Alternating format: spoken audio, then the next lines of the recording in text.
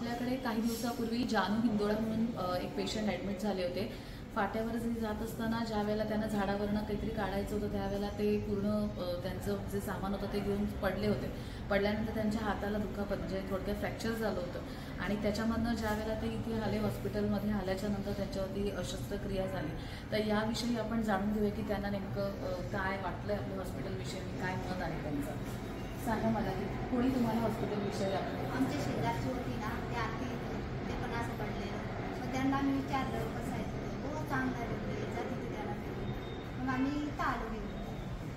मग इथे आल्याच्यानंतर तुम्हाला डॉक्टरांनी पूर्णतः सहकार्य केलं. सहकार्य केले. डॉक्टरांनी सांगितलं असं असं करायला लागेल नंतर बरं होईल.